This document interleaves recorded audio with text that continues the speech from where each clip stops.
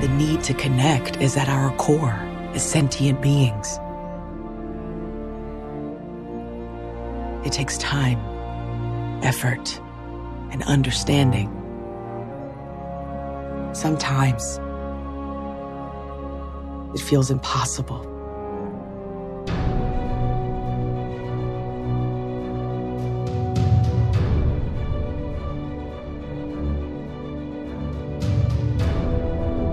So we finally reached the season finale of Star Trek Discovery Season 3. It was a slow burn getting there. See what I see what you did there.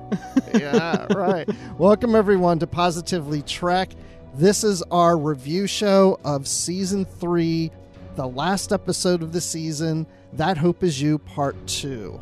And I'm so looking forward to talking about a season finale because it does just that. It finalizes everything that we just saw, and now we got answers to things, and we got answers to other things that we weren't asking questions about, whatever it is. But, of course, I'm Bruce Gibson with Dan Gunther. Dan, how excited are you about talking about this episode? Oh, pretty excited. I mean, a little bit bittersweet, though, too, because it did kind of hit me after watching this for the first time. You know, we had 23 weeks of Star Trek, of new Star Trek here in North America anyway, in the US and Canada. And to have that finished, like, it kind of helped me through some pretty gross times in 2020, right? And to have that done, there's definitely kind of a feeling of melancholy and stuff. But I am very excited to discuss this and really enjoyed how everything wrapped up and that sort of thing. So yeah, I'm excited to talk about it, but there's just a little tiny bit of bittersweetness kind of woven in that as well. It is a little sad, but in some ways, now that we have all the answers, I'm kind of looking forward to going back and rewatching the season now that I know what is coming up. So that always makes it interesting. Yeah, that's true. I have a friend, and I've mentioned her before. We've had Zoom meetings, you know, we've been watching Star Trek over Zoom basically. And she's we've just finished season 2. She's never watched it before, so she's eager to get into season 3 now, but we have some short treks to watch first. But yeah, it'll be fun to go back through these, especially with someone who hasn't seen them, knowing where it's going to go. So yeah, I'm excited for that. Yes, me too. Well, you know what? I say we just jump right in and talk about this episode. So the episode starts off with going onto the ship, the Kelpian ship, where we have Culber and we have Saru on there, of course, with Sakal. But then we also know that Adira has beamed down, but they don't know that Adira is there yet. And this is the reveal of that. First of all, Culber is telling Saru that he needs to be talking to Sakal about being a Kelpian. They got to get through to Sakal so that they can eventually, if Discovery shows up, get off the ship. And they start to put 2 and 2 together and realize that Sakal caused the burn, which we saw in the episode 2 episodes prior to this one. And his outbursts, these emotional outbursts that he has, creates these little breaches in the ship's hull because as they're there, they're causing strife for him. Did you think that the burn answer that this was leading to was something that would satisfy you, or did you think there might be even more to it than what we knew at this point? I kind of went into this thinking / hoping there'd be a little bit more to it. And we do get kind of what I call in my video review, a bit of a technobabble wallpaper over it, which makes it a little bit more palatable to me, like the subspace properties of dilithium carrying this through subspace and spreading it. I'm like, okay, all right. It kind of makes a little bit more sense there, I guess. But yeah, I can see how a lot of people might see this as pretty unsatisfying. To see this as the answer to a season-long mystery like that may feel a little bit underwhelming. I kind of came around to it a little bit in this episode, and I think, you know, preparing us a couple episodes ago and then introducing it and expanding on it a bit in this episode helped a little bit. But yeah, it's maybe not the groundbreaking, huge OMG moment that we might have expected, but I kind of get what the writers are trying to say about trauma and connectedness and that kind of thing. trauma has been a huge underlying theme of the season. So when viewed through that lens, it kind of makes a bit more sense and kind of comes together a little bit. I'm glad you said that. It does make sense. I like that. It's not that I didn't like the cause of the burn. I thought it was interesting. I never, ever would have suspected anything like this. I mean, if you had asked me months ago, what do you think caused the burn? I would have never sat there and thought, you know what? Or maybe it could be that there's somebody that is like in pain and screaming, and then it caused the burn. I mean, it's like, who would ever think that? But to your point, it makes sense when you look at the season and the series as a whole. It kind of gets back to something I read that somebody said online that was kind of a negative comment about Discovery, but I found it to be funny. But in a lot of ways, it's going to your point. And that is that they were complaining how in every episode somebody cries. And now, of course, the burn is based on somebody crying. And I thought, well, that's kind of funny, but that's kind of a put down on the show. But it's kind of leading to your point. It's about our emotions and how they affect us. And this person's emotions affected the Federation in a sense, in a scientific way. Yeah, and it's his isolation, too, that contributes to it, right? Like his mother is the only person left, and then when she dies, that's the triggering event that causes it. Now he's all alone and disconnected. And then given kind of the theme of the episode and what we learn by the end of the episode, I think that's an interesting path for the show to take as well, because it's all about us remaining connected to each other and communicating with each other. And that's been taken away from him. And I think that's a part of it as well. Right. And our crew is in a foreign place for them in the future. They're cut off from their loved ones. In a sense, they are alone. They're not alone by being with each other, but may feel alone with the rest of the galaxy because they're kind of an outside, what they're used to. They're kind of the outsiders and have to figure out how to fit in. And I think there's a lot of parallels, of course, in this episode with Saru. I mean, Saru even talks about, not being with his people and he had to make a choice, and sometimes those choices aren't always easy. And he had a choice that he could stay or go. And he decided to go off and explore. And he's trying to convince Sakal that he can do the same. Yes, it's frightening and it's scary, but sometimes it's exhilarating. And the mysteries of the universe are something you might want to explore. So yes, you can always stay where you are and feel secure where you are, but you never get to experience life. And if you can just step outside and explore, you will discover so much more. And I felt like it was Saru really talking about himself. Yeah, there's definitely that aspect of him leaving home and potentially not seeing his people ever again. Of course, circumstances have changed in that regard. But when he left, that was a very real possibility. That was what he was facing. Like you said, with the Discovery coming to the future, how many times have we heard Saru say something along the lines of, yes, we are far from home, but we are together. So creating that connection with the people around you, your chosen family almost would be kind of another theme that I see developing here. With the Discovery crew and Saru, that's certainly the case. I would also extend that theme to Adira and Paul and Hugh being a found family, a family that they chose as opposed to the family that they were given initially. I definitely see those parallels between all of these characters and that connectedness being at the core of what this season and this episode in particular have been about. Yeah, because later in the episode, Saru says to Sakal, "You are no longer alone." And it's like, it's almost a parallel to them. I mean, they are now part of this futuristic federation and such, and they have each other and they are no longer alone. So yeah, there's a lot of good themes in this that kind of connect to what we've seen throughout the season and throughout the series.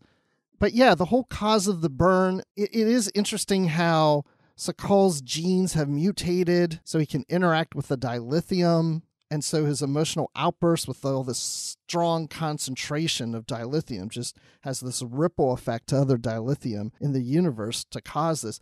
It's an interesting scientific technobabble situation we've never seen in Star Trek before. And it's not even close to what we were predicting of, could it be, the Federation accidentally or purposely caused the burn? Or is it some other species that did something? Is it the Klingons? Is it the Romulans? I mean, we weren't even close. Yeah, I am kind of curious now in retrospect why Navarre was so convinced that they did it. Like, what was the evidence that they thought for sure that they had caused the burn when we find out that it's totally not them at all? That's interesting. That is interesting. It kind of comes across to me as if people were just pointing fingers at each other. Well, but wasn't Navarre, they were doing some scientific experiments and the Federation was pushing them. Yeah. And they were afraid something could happen, and maybe they thought this led to that, but it had nothing to do with it. No, apparently. But they seemed pretty convinced, so you'd expect they have a lot of evidence, but yeah. I see a novel in our future. So again, back to earlier in the episode, we see Adira show up, and of course everybody who's on this hollow program looks different, a different species than what they are. And here is Adira as a Zahian, which I thought was pretty cool. Yeah, I do love that Zahian makeup, so to see Adira in that, I thought that looked pretty cool. I do wonder what the process was for them to choose, who would look like what. Like, did they get any input? Like, ooh, I bet you I'd look good as this, or probably not. Probably that was all decided by the people in charge, but I don't know. I love the blue in the makeup. Like, this was a really interesting choice. It would have been cool if they would have gone to the actors and said, if you could play any alien besides what you're playing now, what would it be? And they just, okay, fine, we'll make you that. Yeah, I guess it would have to be like, they'd have to limit it a bit to be like Federation species or species that are, although it's the 32nd century, who knows what a Federation species is? Maybe the Klingons are part of the Federation, so one of them could have shown up as a Klingon. That would have been cool. Man, yeah, we haven't even explored that. I have a feeling we're going to get that answer next season. Yeah, so. There was a map in the background of one scene in a previous episode that had a section that said Klingon zone, I think, or something like that, or Klingon territory. So they're out there with their own territory, or, depending on what that map was, it could be just the area they live in. Maybe they are a part of the Federation. I don't know. Well, we do see at the end of the episode, we do see some former member worlds wanting to or considering to come back to the Federation.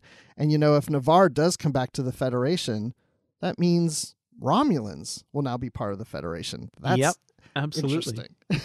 I think that's really cool. Just a really nice extension of when Star Trek moved from the original series to the Next Generation and the Klingons were now the allies of the Federation. I think that's a nice thing to see in the 32nd century, the Romulans be a part of the Federation. I think that's just a nice little bit of parallel there to how things were done previously. Absolutely. Yeah. Well, going back to how everybody looks on here, because as Saru explains to Sakal, things aren't always as they appear. That's my imitation of Saru, which without really trying. But then we also see Gray, which is interesting. And for two reasons. One, that we're seeing Gray, not just us, but the other characters. We have Culber saying, Gray? Like, is that you? And Gray is a Vulcan. Yeah, and this was something that I had speculated might be the case. Like, maybe Gray will be visible in the holographic environment. And sure enough, they did that, which I was really excited about. I think Ian Alexander played this scene beautifully. The kind of shock and amazement that he was being seen by the other people in the landing party, and his overwhelming emotion and hugging Culber and saying, like, I forgot what like this feels like, and it was beautiful moment, and I got a little emotional there for sure. Well, it did make me wonder, it's like, can he feel the hug if he's a hologram? Because he's not really there. It's just a hologram representing him. Can he feel that? It seems like it. It seems like he can. Now, this was my thinking. They're past the 29th century, and the 29th century had a device called the mobile holo emitter. Does Discovery maybe have a couple of those on board? Could they beam one down and slap that on Gray, and now he walks around like the Doctor? That would be cool. Yeah, I had that thought too. The other thing is it's probably not needed, because it does seem that there are holo emitters everywhere throughout all the ships and star bases and stuff. So yeah, maybe that's an outdated piece of technology, because everywhere has holo emitters. Unless they beam to some desolate planet, there'd That's be no true, hollow yeah. emitters, unless there's hollow emitters on people's uniforms. Or like in the their badge. comm badges. Yeah, they might just be Yeah. completely incorporated there. Oh, wow. There's so much to explore. I do also want to call out Bill Irwin's performance as Su'Kal in this episode. And especially, of course, as always, Doug Jones' performance. But the two of them together, I really, really enjoyed those performances. I thought that Bill Irwin especially had this like childlike aspect to how he portrayed Su'Kal. The actor's 70 years old, which blows my mind. Oh, I didn't realize that. Yeah, and his performance here was just really, really terrific. Playing him both as, you know, having this childlike way of looking at the world and kind of the stunted development, but at the same time, the years that he spent there, I think, come across as well. I think he's got this depth of loneliness and isolation that he brings to that just really blew my mind watching this. I kept thinking how he's been there for over 120 years. I can't even imagine being somewhere for 120 years. I mean, we complain with COVID that we're staying at home all the time, and this is just for a year or so, and for 120 years on a holodeck. I mean, that's a long time. I think adjusting to an outside environment would be very difficult. But the way his mother programmed it was to prepare him for it. But in a lot of ways, Su'Kal could have gone the other way and said, look, this is all I know. This is 120 years. I'm not interested in trying something new. I'm not interested in going the outside and being rescued. I gave up on being rescued years ago. I'm going to remain here. This is my home. I'm going to die. Mm-hmm. And of course, the crew would have said, well, the ship is going to be destroyed. And he might say, well, I want to go down with the ship. You know, it's like, this is who I am. This is all I've been. And I'm not interested in starting over. It could have gone a totally opposite direction. But I think, again, the program was there to prepare him for it. And of course, Saru, you know, knowing that they connected in the fact that they were both real. Su'Kal never felt like he was really part of that environment. He knew he wasn't a hollow, that he was different. And to find and meet someone that is like him and that is real, I think speaks a lot to him. So obviously he was ready, and he did face his fears. And I mean, that's something we always have to do, is face our fears. Absolutely. I did love when he shuts down the program. Well, first of all, when he goes to shut it down and there's the little tiny indentation for the hand. Yes. And he reaches and it expands. There was some emotion there, because like he's such a tiny little child all alone for all those years, and he's grown up over the past century. But then, yeah, when he turns and sees Saru in his actual Kelpian form, and only then does he actually believe that Saru is real. He's like, oh, you are real. I was just like, oh man, that was heartbreaking. That was more emotional for me than him just watching the hollow of his mother dying. You know, just the connection with Saru. I mean, the whole thing was emotional. But I enjoyed that too, was seeing what happened in those final moments with his mother, and then his emotional reaction to it, which caused the burn. And then even the message from the mother to whoever is now rescuing him as to how to take care of him and take him back home, let him float on the waters and look at the stars. Oh, yeah. I do love, of course, that gets paid off at the end. We see that actually happening with Saru and Su'Kal on Kaminar. Oh, beautiful. But also in that scene when he's shutting down the hollow, Gray is upset because as the hollow shuts down, Gray's hollow image is going to go away. And so here we have one character in Su'Kal who is being rescued, in a sense, and is being told that you are not alone, that you have all of us. And here Gray is starting to feel like he's going back to being alone again. Mm-hmm.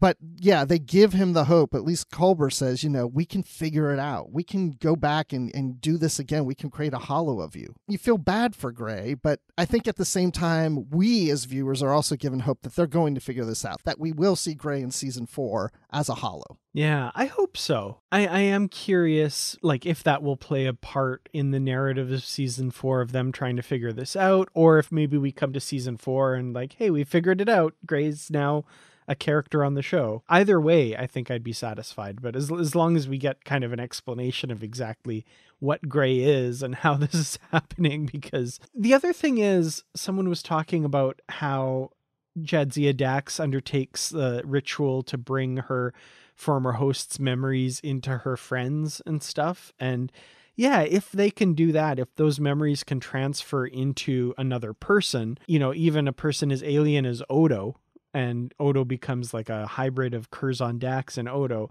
it makes sense that you could transfer these to some sort of construct like a hologram and go forward with, Gray the hologram or something, or an android or something like that. Yeah, or past hosts. I mean, Adira could conjure up different hosts at different situations that come into a holo to help out. Yeah, kind of like Ezri with Durandax, except the host gets an actual holographic body to interact and interacts with more than just the host that is there. Yeah. Well, hopefully Gray will no longer feel like he's stuck, and we'll resolve that next season. So now let's move on to some other things in this episode, because that wasn't the only thing. Actually, what we just talked about could have just been an episode by itself. Absolutely. Yeah. There's so much stuff in here. So Osira,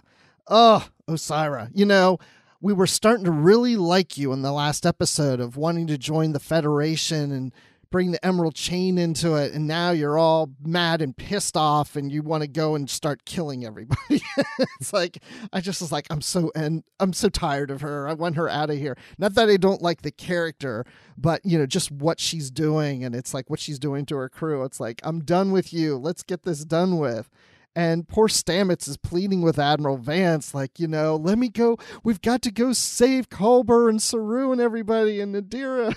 It's like the stakes are up there and they're high. Yeah, absolutely. So, yeah, I have some thoughts on Osira. In some ways, I'm sad with what they did with her character in this episode, especially after the last one, showing so much promise for her and interesting development. And this one, she's like, screw it, I'm mustache twirly villain now, and that's it. And I guess, that's what the season finale needed, I suppose. But yeah, some of the nuance seemed to have been lost. That said, there's some great parts for her in this episode. I do enjoy the scene in sickbay with Aurelio, for example, where Aurelio is seeing this side of her that he's never seen before. But for the most part, yeah, she's just kind of a one-note villain. The other thing I had thinking about her was how the structure of this season with her as kind of the main villain to be overcome at the end really reminded me of season 2, where Control didn't really get a mention until halfway through the season in just like a throwaway line, like, oh, the Section 31's threat assessment program, Control, it does this. And then a few episodes later, suddenly it's the big baddie that has to be overcome. Similar to this season, Osira wasn't even mentioned until the episode Scavengers, and even then was just kind of like, oh, my Aunt Osira owns this place and she's mean or something, and just gets a mention, and then by the end of the season she's the big bad person that has to be overcome. It's an interesting thing that same formula has kind of been followed this season. I'm not saying that's a good thing or a bad thing. It's just interesting that, the big baddie doesn't show up till halfway through the season. And then by the end, they're this big, huge threat. Yeah. It'd be interesting if they do the same thing in the next season, if it's just some pattern that they follow. But I agree with you. I was never a big fan of Osira because of the mustache trilling villain that she was coming across to me as in the beginning. I was like, oh, we have to have the bad guy kind of thing going on. Okay, whatever.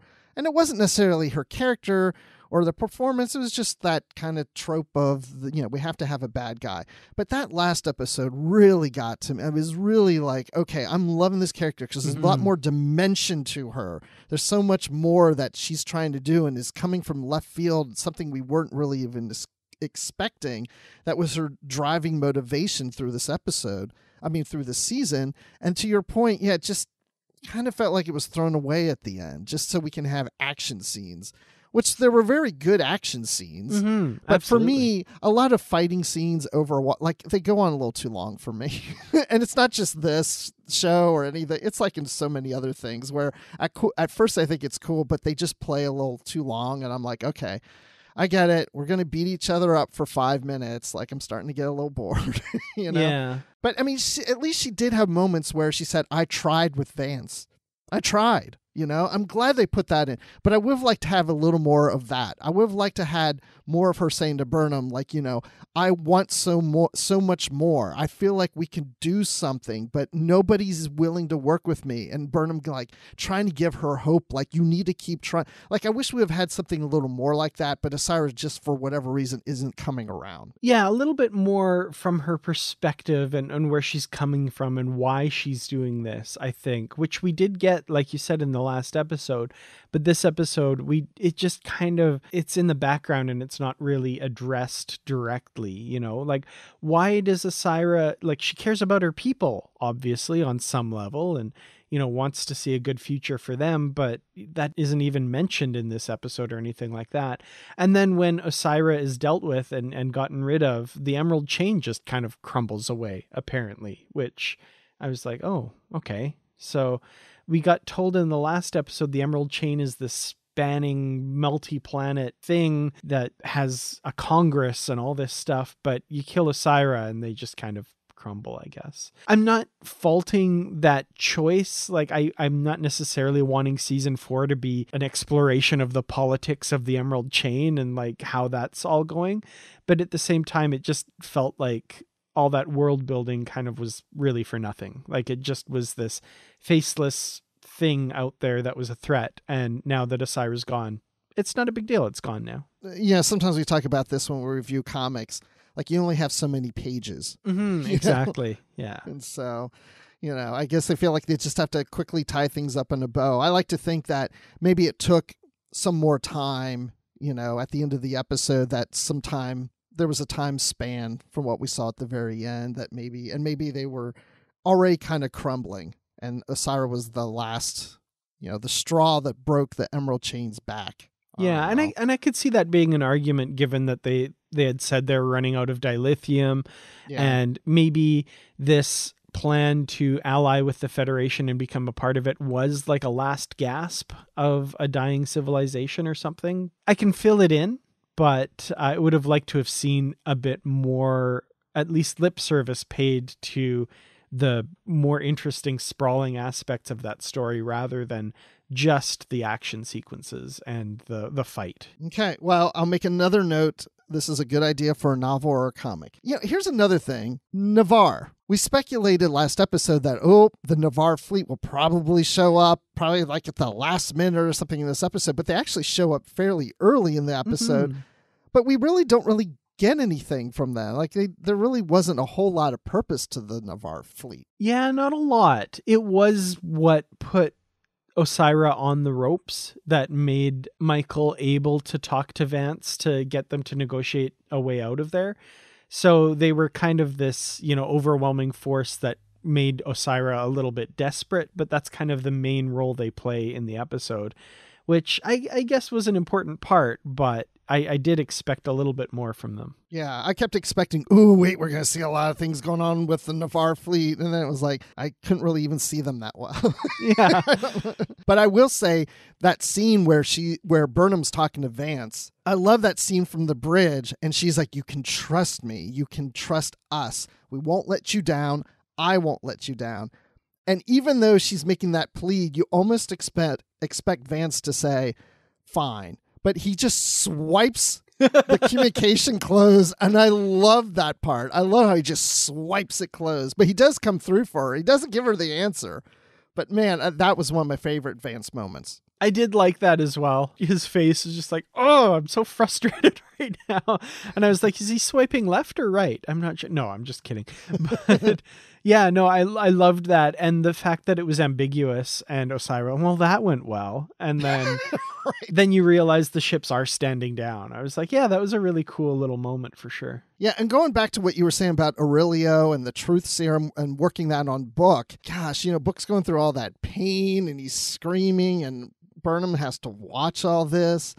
And I just love how she has a plan because you know what? She doesn't believe in no-win situations or no-win scenarios. And I was just like, something good's going to happen. And I love how she brought up the security field or the quarantine field to keep them out. That was brilliant. I thought that was really clever. I really enjoyed that scene just for the physicality of it and how everything was staged in the sickbay. I thought that was really well done. I'm glad there's an exit on that side of sickbay. I hadn't really noticed that before, so I know. kind of negates the point of the quarantine, but okay, we'll go with it. That's exactly what I thought. I'm like, wait, if you had to quarantine a patient, you actually have a door? The funny thing is I didn't think about it till just right now when I was like, oh, wait a minute, why is there a door there? But that's okay. I was really lucky, so that's good. Maybe it's a door to a lab that then has an exit, or I don't know. Maybe you can't enter in to the quarantine area from that door, but you can exit out when the quarantine field's up. There you go. That's my headcanon. So anyway, we get to the Michael and Book Die Hard moment, because we had Michael's Die Hard. Now we've got the Michael and Book Die Hard moments in here. And again, the action sequences sometimes go a little too long for me. I haven't really read that much online. I try to avoid for a while. Like, I'm going to wait till read what people say online. But the whole turbo lifts kind of traveling through the ship and everything, I thought, oh my gosh, as I'm watching that, I'm thinking I can hear a lot of complaints going on right now, but I'm going to say that I really thought it was fun. I loved seeing that. It was pretty cool. Yeah, I mean, there's going to be the people that complain. It's one of those things that's been brought up again and again and again. Yeah, it looks ridiculous. It's got this big, huge cavernous space in the middle of Discovery, apparently. I did love the 32nd century versions where the turbolift tube just appears as needed as it's going. I was like, oh, that's kind of neat. Right. The The other thing I was thinking, and in the schematics, there is a chunk that apparently this 8-story tall area exists in, that's where that all is. I was also thinking, we know that at least a century before this, Starfleet or, whoever had TARDIS type technology where the inside of a ship is bigger than the outside of the ship. We saw that in the Star Trek Enterprise episode Future Tense. Maybe in Discovery's refit, they got this technology where the inside is bigger than the outside, and that's what we're flying through here. And I was also thinking that would come in really handy by the end of the episode, we know that Discovery is delivering dilithium to all these different places all over the Federation and even non-aligned worlds. Maybe they have a big cargo bay that carries dilithium that's, bigger than the inside of Discovery should be, because, then they can carry more stuff. So that just kind of entered through my head. I was like, oh, maybe they have TARDIS technology. Sure. Oh, okay. Wow. I hadn't even thought about that. TARDIS technology. That's pretty cool. That would work. It did seem like it's too big of an area.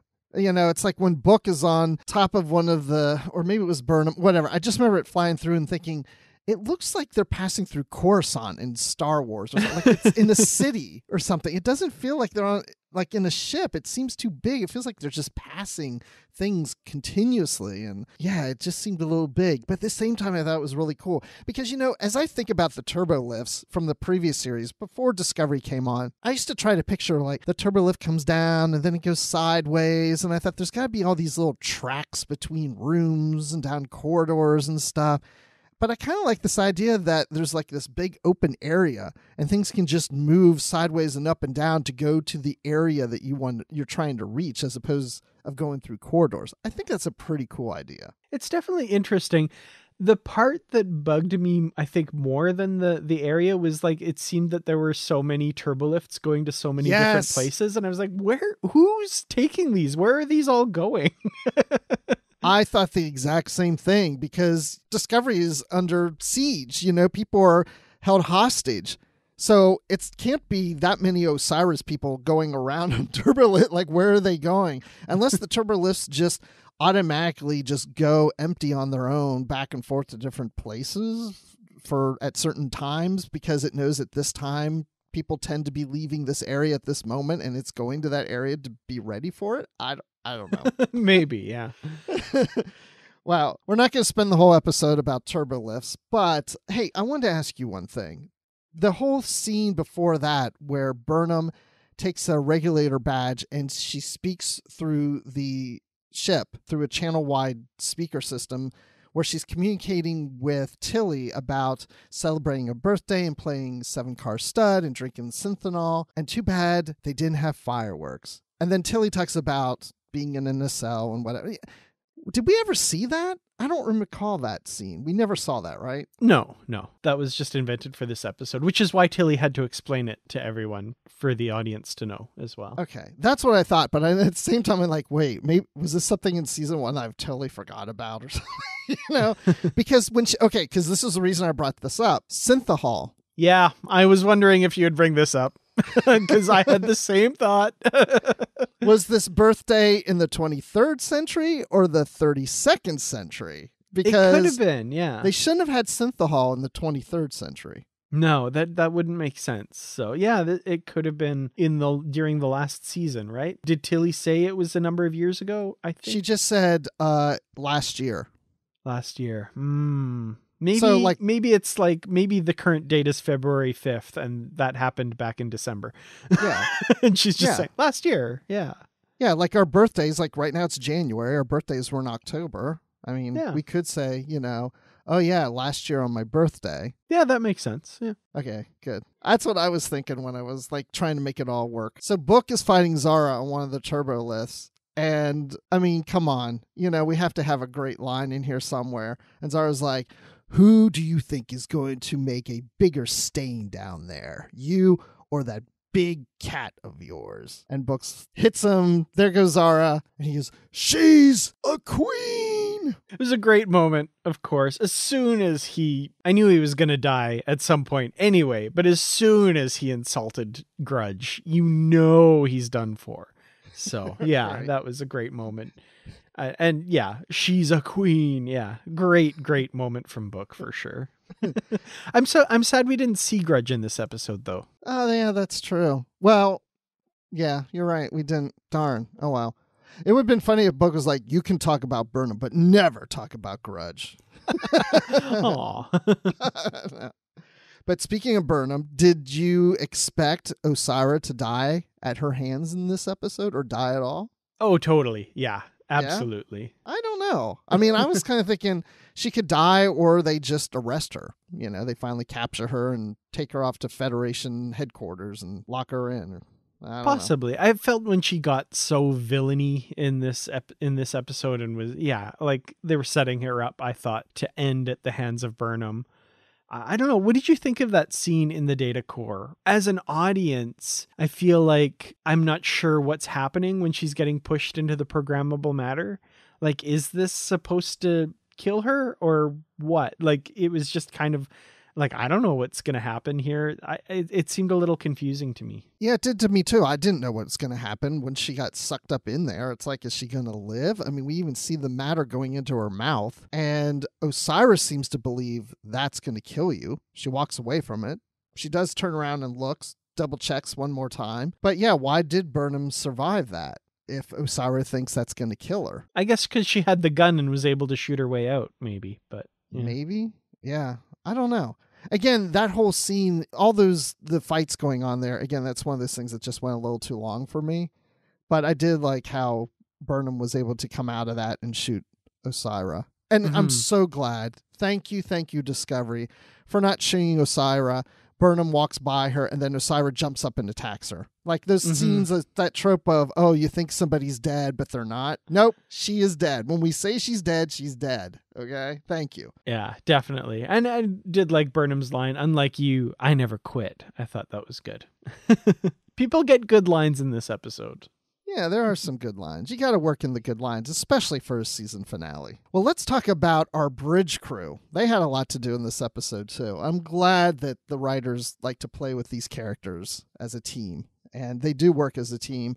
They get into that shootout with the regulators, but as that's going on, life support is disabled, so they're running out of oxygen, and Owa can hold her breath for 10 minutes. And I was like, dang, I don't think I can hold my breath for a minute. I do like that they bring up, diving for abalone and those divers. Like I've seen documentaries about them and how long they can hold their breath underwater diving into those caves. It's incredible. So I thought that was really cool and a real world thing. Yeah, well, it makes a lot of sense then if she can hold her breath that long, that when they can't go any further, they give the rest of the mission to her to go to the nacelle and set off that thermochemical bomb between the superconductors. I like how she's just barely making it, and then little dot 23 shows up and says, "You've got to get out of there." And I'm like, rescue her, rescue her. I gotta say, I was a little bit worried for Owo at various points in this episode because she started to get some character development, right? Right. They Yes. started talking about her diving in these caves and stuff. And I was like, I was flashing back to Ariam. Oh no, we're starting to learn things about this character. They're going to kill her. But thankfully they didn't. Yeah, when she said about the Obaniki caves and so, I was thinking, okay, so that's Nigeria. She's Nigerian. You're like, we're fine. Yeah, and she used to dive for. Oh, okay. Yeah, I thought the same thing. We're finding out some background information. Oh no, that means they're going to kill her. But then, of course, then she does live. The dot saved her, and Burnham was able to get the life support systems back up and going, telling everybody to report to the bridge. Owo and the crew get up and they're like, yay, we did it. Let's go. No, you did it. Yes, we did it. Did you notice how she made sure that we did it? It wasn't just me. It was all of us. I like that. Absolutely. Yeah. And again, part of that theme of connection and, you know, this found family, right? They're in this together. It's not just every person for themselves. Yeah, I don't understand some people that say that the writers of the show don't get Star Trek, because, I mean, that is a Star Trek theme, you know, family and being together. Yeah. I mean, come on. Yeah. So we get on the bridge, which is the family room on the ship. Burnham is there and says, okay, let's do our thing, because right now they're stuck on the Viridian. So when they came out of warp, that one of the last commands that Osyraa gave was to get the Discovery into the Viridian, which it's now in the Viridian, but now Discovery needs to get out of the Viridian. And Burnham's like, well, you know, we'll just eject the warp core and it will just blow us out of here. And they're like, say, what? You can eject the warp core? And Tilly's probably regretting giving command over to Burnham because, you know, earlier she says, we need you to lead us. You. But then later she's like, yeah, I was afraid you were going to come up with a freaking thing like the warp core. Come on. I had a little bit of problem now with this scene because Aurelio says that Book is a special type of empath, that he doesn't just feel with other species, he connects with it. So his DNA can help to communicate with the spores. So first of all, I actually like that idea. That gave purpose to Book's ability and comes into good play here. But I kind of was wondering, well, wait, why did we have to eject the warp core and blow up the ship and take the chance that maybe this will work with Book? Like, wouldn't you just go ahead and try the spore drive with Book and get out of the Viridian? And if that works, you can always come back and blow up the ship. I just thought that was really too risky. Yeah, I don't know. I thought the main mission was to end the threat of Osyraa to the Federation, and the secondary mission was to survive. That's a good point. Is kind of how I saw it. Was like, if they just kind of save their own butts, then this threat keeps going on. But the main thing was to end the threat of Osyraa. Good answer. I like it. That works for me. You're right. You were right once again. Good. See, I like us talking through this. I wish we could hear what the listeners are saying or thinking, you know? I do, yeah. That's kind of a broader thing with podcasts and making YouTube videos and stuff as well. Like, it feels like at times a conversation with the people who are listening, but at the same time, like, they won't hear this until 2 or 3 days after we record it. So I'm like, oh, I want to know what they think now. And like, is this conversation going well? What do you think? Are you screaming at whatever you're listening to right now because we're getting everything wrong? That's what I want to know. Are you fast forwarding to the end? Or I don't know. Hey, I'm just curious. Does anybody listen to us at like twice the speed? Are we talking like really fast? Did you just have to back up just now just to see what Bruce said? Because that got really fast. Exactly. I do sometimes listen to podcasts at twice the speed. If it works, you know, if I can still understand them, because it saves time. That's only when I'm backed up on podcasts. I'm like, I got to get through all these. Anyway, let's go to the end here. By the way, when the Viridian blew up, Dan, were you concerned that the Discovery blew up with it? I mean, in the context of the episode, maybe a little bit, because I know I'm supposed to be, but in reality, not at all. No. Yeah, I didn't. They're all okay. Yeah, I didn't buy it 1 minute. As soon as the Verubin blew up, I'm like, well, I'm sure they got out of there. I don't doubt that. One thing I do wish is we would have seen Book's forehead start to glow when he was in the chamber, the spore chamber. I forgot about that. And that didn't happen. Yeah. But I thought about it later, and I thought, well, it's probably a good idea if they're trying to play with the idea, like, did the Discovery survive or not? If we don't see it glow, that might indicate that Book wasn't able to connect.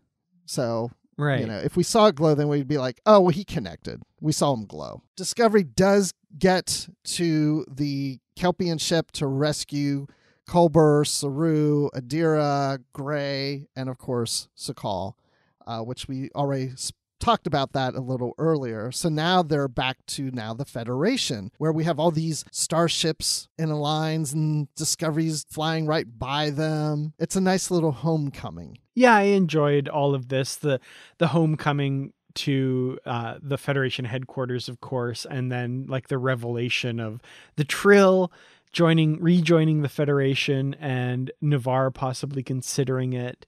And we get like even just a little tiny mini reunion between the president of Navarre and Saru.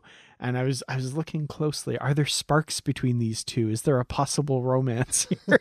A lot of people have, been rooting for that because they saw sparks between them in Unification 3. And I was looking here. I'm glad that they had Saru there for that moment. I just thought that was kind of nice. Yeah, and it was also nice to see Lieutenant Sahil show up. Yes, this was my favorite part of the episode. That was so cool to see him back. I was really happy. I'd kind of forgotten before, like going into this episode, I was like, oh, I hope we see that guy again. And then by the end of this episode, I'd kind of forgotten. Yeah. So to see him there again, I was just blown away. I loved it. Yeah, as soon as he was there, I was like, okay, so what? Oh my gosh, yes, him. It was. And when I watched it with my wife later, because I watched it first and then I watched it again with her, as soon as she saw him, she just like got all giddy and was laughing like, yay, I love it. And then when they say hi to each other, she was beaming. I was like, wow. I mean, what a great way a character connect with somebody who just has been briefly in 2 episodes. He was such a terrific part of that first episode. So I'm so glad they brought him back for that. I was kind of like, Burnham says, oh, you found your way home. And he said, oh, so did you. And thanks to you. And I was like, I would have been kind of like, you found the Federation? Like, could you have dropped back by and let me know? Yes. But maybe that happened off screen or something. Yeah. Well, then we have the scene with Burnham and Vance, and he starts talking about his daughter, and she's, oh, I didn't know you had a daughter. Oh, yeah. I have a daughter. I have a wife. They're here. They're not here. They're away, whatever. Oh, and by the way, Burnham, there's a story behind this. Stop asking me other questions, okay? And I just love how Vance is. But anyway, of course he didn't say it, but it was kind of like that. But he starts talking about his daughter who refused to use numbers in doing math, and she would draw pictures instead. But, she didn't do things the right way. She did it her way, and it worked. And then he realized, you're the same way, Burnham. I don't agree with your methods, but your methods work. It may not be the right way, but they work. And of course, at this point, what's building up because we've already been told Saru's on Kelpian, and he's trying to help Sakal. And he offers now Burnham the promotion, and also Saru recommended her for command of the ship. And she's like, well, I'd rather wait till he gets back and figure it out. And he's like, I need an answer now. We got to get this dilithium to these other Federation worlds and reconnect everybody. I have to have an answer now. And I'm like, yes, and so do I. Thank you, Vance. I need this answer right now. Yeah, none of this end of season 2, we need to talk about the captaincy. Oh, that can wait till later. Come on, guys. Let's answer this now and get this out of the way. Yeah, there was a moment when she said, oh, I'd rather make that decision when Saru returns. I was just like, no, stop doing this to me. No, I don't want to end the season wondering, does she accept the role of captain or not? And it's like, ugh. And then, of course, we see her come out onto the bridge and the crew's all lined up in their 32nd century uniforms. She's the captain. She sits in the chair. Beauty, beauty, beauty, beauty. That was so terrific. Yeah, I have a number of thoughts. So, of course, first of all, this is paying off the promise made in the first episode of the whole series, right? Where Giorgio says, I think it's time for you to have your own captaincy. And yeah, this is paying that off. This has been the goal. Also, I had a thought about Starfleet in the 32nd century versus what we've seen primarily of it in the 24th and 23rd centuries. Captain Kirk, kind of earned, kind of not, this reputation of being a maverick and being on his own and doing things his way, much the same way that Vance talks about Burnham being that way. And that was needed in the 23rd century. A lot of times the starship was cut off from headquarters and they couldn't just call Starfleet and ask for instructions. Kirk had to make calls on his own to do what was best for the situation. The 24th century was a little bit more about following protocol and being a little bit more, playing inside the lines and stuff. I feel like Burnham is a captain or up to this point, a commander in the style that Kirk was. A little bit more maverick, a little bit more do things my own way, ask for forgiveness after the fact rather than permission before the fact.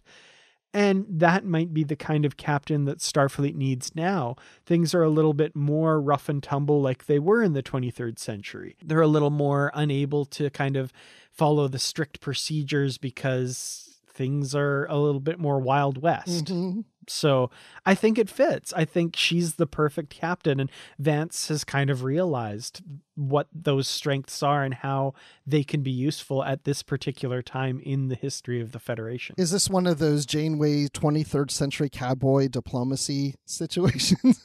Exactly. Cowboy diplomacy is what's needed, and that's what Burnham is all about. Yes. I love it. And I thought about that too, because even during the fight scenes, I thought she's coming across a little to me very Kirk-like, Yeah. Oh, there was one moment in the fight scene where she launches herself at Osira and knocks her into a wall. And I was like, that's totally a Kirk move. I'm just going to throw myself at this person and not care about how I land or where I end up. That was totally Kirk. They must have read the Kirk Fu book. Exactly. Yeah. So what do you think of seeing the crew in the uniforms? I mean, I want to hear what you say first. It was nice to see. I liked that moment that they're like, okay, now we're part of the fleet. Now we're here in the 32nd century. We are all one big happy fleet, as Khan would say. Yeah, it's kind of a weird reference, but yeah, it was nice to see for the symbolism of it, for the actual look of the uniforms and how they look on the Discovery Bridge. I was kind of like, I don't know. Everyone's just kind of fading into the background, and aesthetically, I don't think it worked very well. And I don't know exactly why, but symbolically, I thought it was a really nice move. Well, it's like the difference between the uniforms we see on TOS and then we go to the motion picture uniforms. They're very colorful on one hand, and then the motion picture, they're very bland and drab. And I just recently rewatched the motion picture last week for the umpteenth millionth time. So when I saw them on the bridge in uniforms that are mostly gray, it made me think of the motion picture uniforms in a sense, which is something I've wanted to see more of. I'm not saying that they're my favorite uniforms, but there's something about them that I do like. Sometimes I like that more toned down look. So I liked seeing the crew in these uniforms. But there were times when certain shots where it just, sometimes the fit of them or something just doesn't look right on them. Maybe because it's a different fit from the previous uniforms they wore. And even when Burnham was in the captain's chair, the sleeves seemed a little big on her. I don't know, at least in the still shot that I saw. But I predict that we will see different uniforms on them next year as introduced as new Federation Starfleet uniforms under this new revised rebirth in the Federation. That was kind of my guess as well. Either that or they repaint the bridge so they don't just get lost in the back. Because I was like, what looks weird about this? And I actually watched Jessie Gender's review, and she mentioned that, those gray uniforms look amazing in the bright white Starfleet headquarters. But on the Discovery Bridge with that kind of bronze copper background, they just kind of get lost. And I was like, oh, that's it. Yeah, it looks weird. That's funny. I saw that same thing from Jesse Gender. Oh, nice. Yeah, and I kind of agree with you. I think they'll have different uniforms. That's my guess as well. Yeah, but I did love seeing them in the uniforms. I thought that was pretty cool. Speaking of uniforms, one interesting thing I learned just this morning from Trek Core was Tilly. You notice in that scene, she's wearing blue, right? Sciences. So she used to be engineering, but now she's in the science division. Apparently, when they shot the scene, she was wearing red, command, instead of that color, but they digitally changed it to blue for the scene. And apparently it was so they don't limit their options for what they decide to do with the characters next season, because if she's in red, it's pretty clear she's the first officer, right? She's in command colors. She's the first officer of the ship, but they're not sure what they're, or at the time of release, I guess, or they want to hide what they're doing. I'm not sure, but they changed it to blue to open up their options for what they can do with the characters, according to this post from Trek Core. That's interesting. Which, it's very interesting. Yeah. It's good they're not painting themselves into a corner. I think that's a good idea if that all this is true. Painting themselves into a corner digitally, quite literally. Yep, absolutely. Well, one of the other things I thought about this episode is this is the second time in a series that we've seen someone who becomes the captain later in the series. What I didn't think about so much so was the timing that it happens, that Ben Sisko becomes captain at the end of season 3, and now Michael Burnham becomes captain at the end of season 3. Yeah, I saw this note in the notes that you prepared here, and I hadn't thought of that either. That's really fascinating. Of course, Sisko was captain in all but name, as they say. Yeah, right. But just kind of got the rank of captain. But yeah, that's an interesting parallel, of course, that Burnham is now the captain and lead character, of course, of the show as well. And I can't take credit for that season 3 observation thing. That came from Memory Alpha. There was a little note about that in there. I saw it the other day. Oh, very nice. But then she has her little tag phrase at the end. Let's fly. I liked it. It was okay. I don't know. Not my favorite. I was kind of like waiting for the shot where it goes to Tilly and she goes, like they're gonna workshop some more stuff. But yeah, it was cool. That would have been funny if Tilly's reaction. Yeah. Or if she leans over and says, "We'll talk later."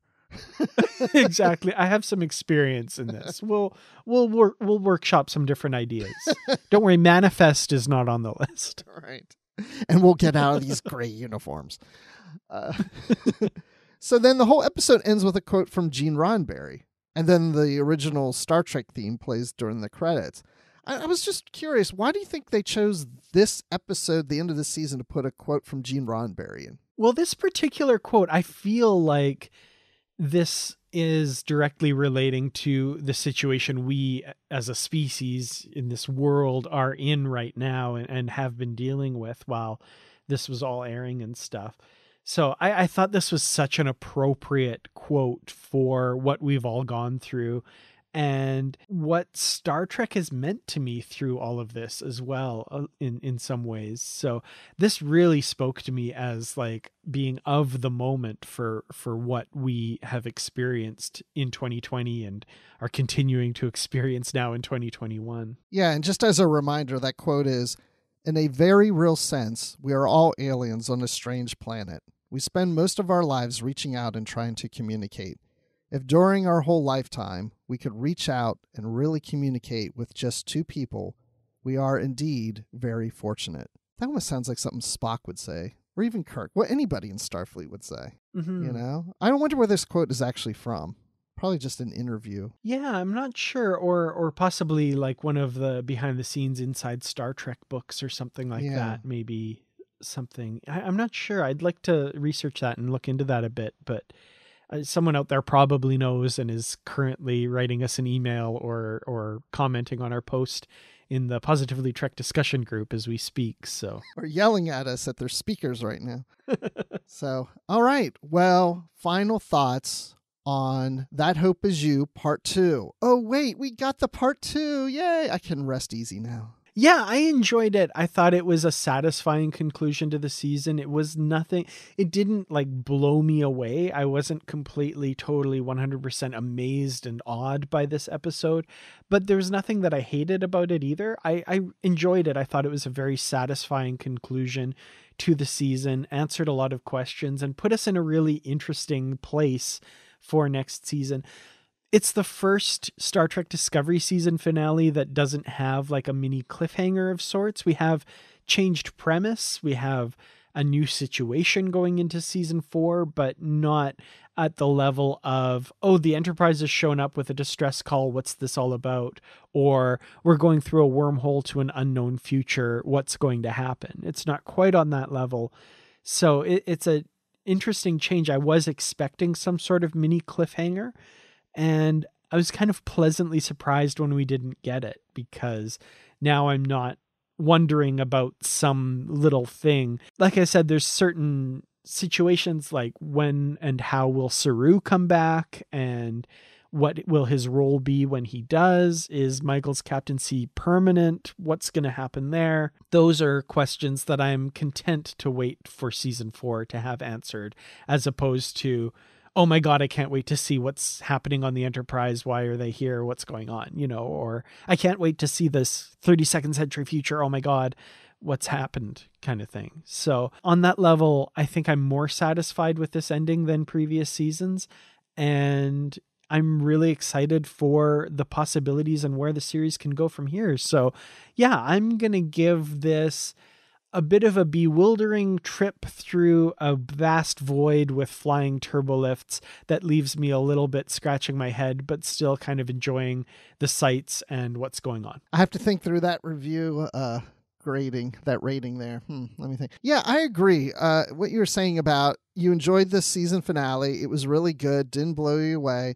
It's similar to the review that Jessie Gender even said on her YouTube channel, which I agreed with that. So yeah, it's exactly how I feel too. I really enjoyed it. I had a lot of fun with it.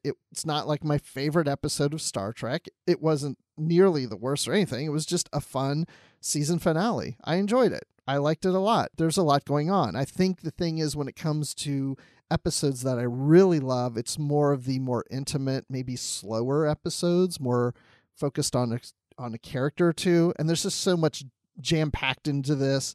So it's a thrill ride, and it did its job, and I enjoyed it. And I'm glad there's not a cliffhanger, because I really don't want to like sit here and wait a year to figure out what's going to happen next.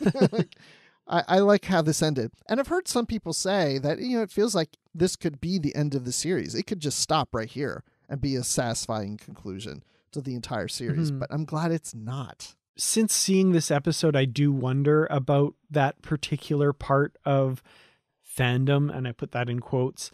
Are they going to use this as evidence, in quotes again, that like there actually isn't a season 4 and they've been canceled and they're not coming back because clearly they didn't set up a cliffhanger-y type thing? And I'm just waiting for those people to start making that argument, because my eyes are ready to roll out of my head. Those people. Hi, those people. Oh, that's right. You won't listen to a podcast called Positively Trek, so you're not hearing this right now. So yeah, I would give this episode, I tried to hold my breath for 10 minutes, but I fell short by a minute or two. Oh no, that's a tragic rating. Well, no, I'm saying that it's like an 8 out of 10. Okay. You tried to hold your breath for 10 minutes, but you weren't in a situation where you had to. Right. Okay. Right. All right. I get it now. I get it now. Oh, well, and I just like to hang out and see who can hold their breath the longest, and she always wins. Oh, wow. Okay.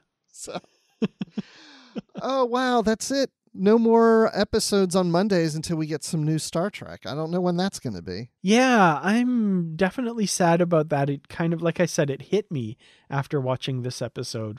As soon as it was done and that original series theme music played over the closing credits, and I kind of went, oh, it's done. So we've got The Expanse and WandaVision's coming next week. That's what I'm focusing on. Cool. Well, Dan, when people want to find you online, where can they find you? You can find me on Twitter. I'm at Kurtrats. That's KERTRATS. You can also find me on youtube.com/Kurtrats Productions, where I make videos mostly about Star Trek, but also about a few other things. And Instagram, Kurtrats47. And those are kind of the main places that I hang out. Nice. And I'm on Twitter at Admiral_Rex. I'm on this week's episode of Open Channel with Chris Littlefield talking about this episode. Well, actually reading listener comments about this episode of Discovery. And I'm on episode 12, a recent episode of The Janeway, which is a Voyager podcast, talking Voyager on there. So I've been doing some, different podcasts about Star Trek lately. Well, it's kind of a coincidence, but probably after this week, I won't be doing any but this. But yeah, send us an email, positivelytrek@gmail.com. Follow us on Twitter at positivelytrek. Find us on Facebook in our Facebook group, the discussion area, and we'll let you right in to have fun Star Trek discussions in a positive manner. So thanks everyone for listening. And until next time, stay positive.